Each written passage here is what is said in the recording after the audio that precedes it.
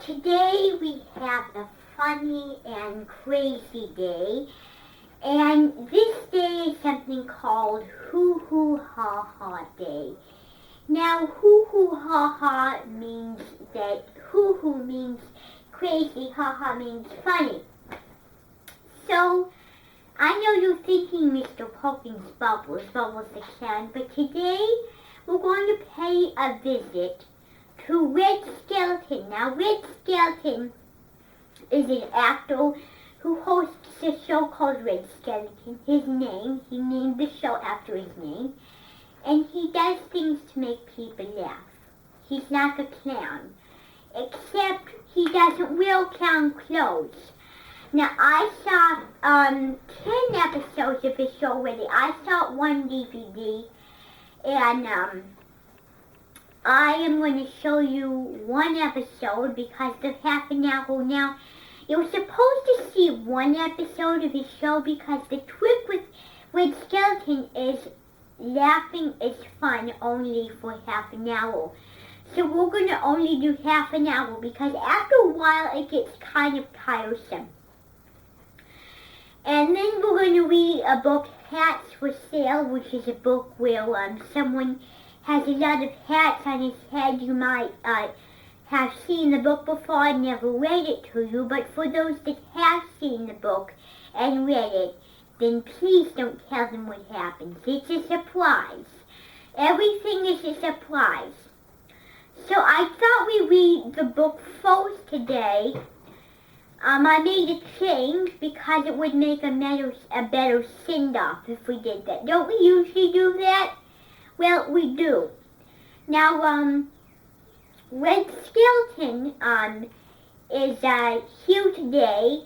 Nice to see you. I'm Julia Eskin. Well, he is going to be here for the show, and the reason is because the show is so famous and he really likes it. So now we're going to read our book, Hats for Sale. And what I might want to do is I might want to move the camera down. Now, I hope it does not fall. If it does, I'll be unhappy. Now, this story is a famous story, and the writer who wrote this story is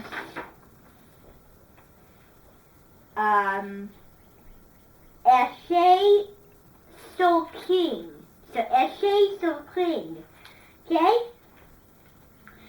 So we're going to read this story. Caps for Sale. It's not hats. I keep making that mistake. Like hangman and headbands. Caps for Sale by Essay So King.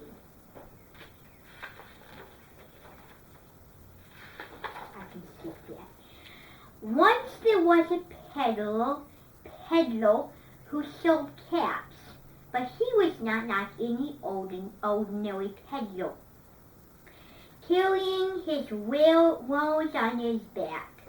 He carried them on top of his head. First he had on his own checked cap, then a bunch of gray caps, then a bunch of brown caps, then a bunch of blue caps, and on the very top, a bunch of red caps. I knew that was crazy, but that's how you're supposed to read the story. Okay. He walked up and down the streets, holding himself very straight, so as not to upset his caps. My grandma they probably would fall off my head really easily. I guess he must do that for the talent show in Wilder Elementary when he was a kid. He must have practiced and so he could do it. As he went along, he called, caps for sale, 50 cents a cap. Maybe someone wants to buy one of his caps. Now time's for inferences here. One morning he couldn't sell any caps. He walked up the street and walked down the street calling caps for sale. He was proud of his caps. 50 cents a cap. But nobody wanted any caps that morning. Nobody wanted even a red cap. He began to feel very hungry, but he had no money for lunch. I think I'll go for a walk in the country. Of course, lunch is secundo.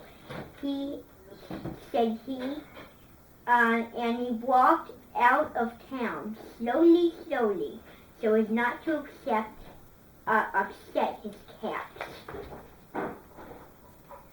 He walked for a long time until he came to a great big tree. That's nice. That's a nice place for a rest, he thought. And he sat down very slowly under the tree. He leaned back little by little against the tree. Little by little, against the tree trunk, so as not to disturb the caps on his head. Then he put up his hand to feel if they were straight. First his own checked caps, then his gray caps, then his brown caps, then his blue caps, then his red caps.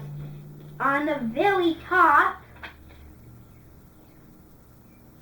and the one on the very, wait, what does that say again? On the very top.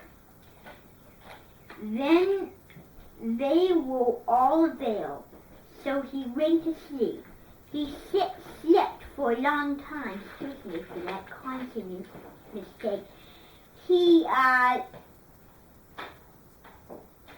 When he woke up, he rested. When he woke up, he was refused to rested.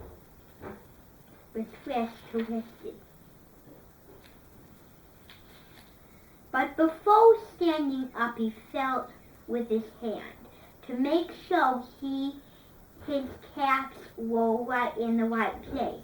All he felt was his own checked cap. Wonder what happened to his cats. We'll find out the mystery soon. Okay. He looked up to the right of him, no cats. He looked to the left of him, no cats. He looked back of him, no cats. He looked behind the tree, no cats!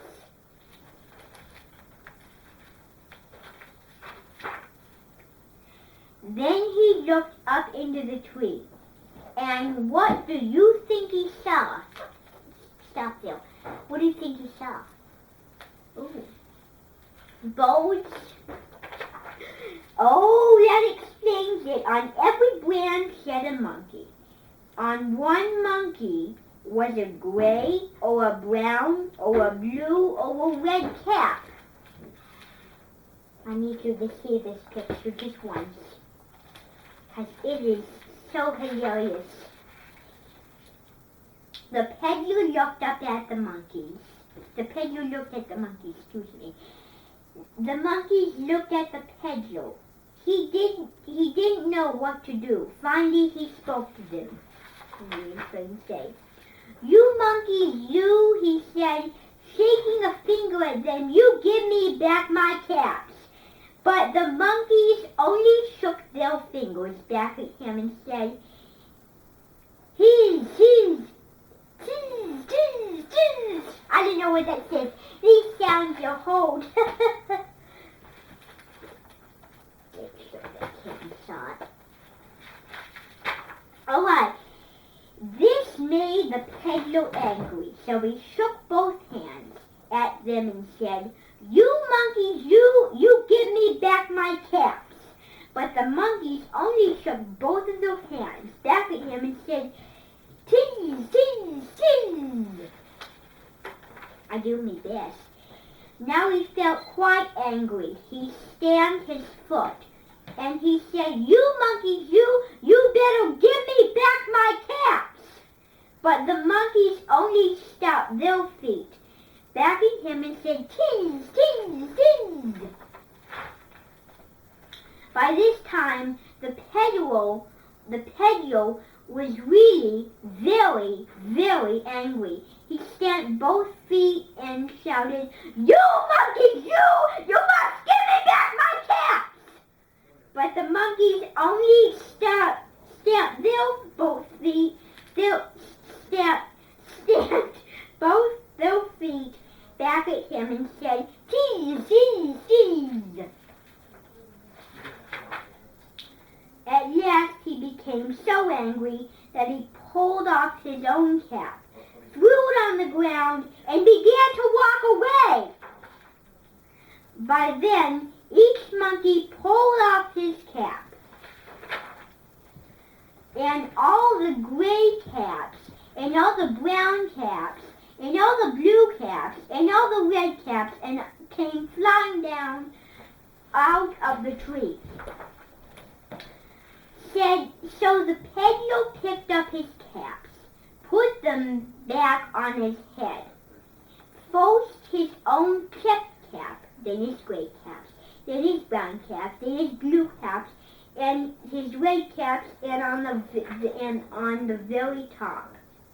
And slowly he walked back to town, calling caps for sale, 50 cents a cap. The end. Now, that story is very good, and what did you know? That it's not nice and it's tempting to take other people's caps or other people's things. I learned that it's not nice to take other people's caps, and it's tempting, because something that's out and not stale, that's a food item that looks very mouth-watering and good, is very tempting to eat, like a cupcake. Because the frosting is so delicious, right? So creamy and all that. So now we're going to go in the living room and watch watch Red Skelton. They make a great team, Mr. Polkins and Red Skelton, but not Mr. Polkins and the Dummy. Maybe Red Skeleton and then Donna, but you know, and Donna in Italian means woman. Now, we're going to take the camera over to the living room.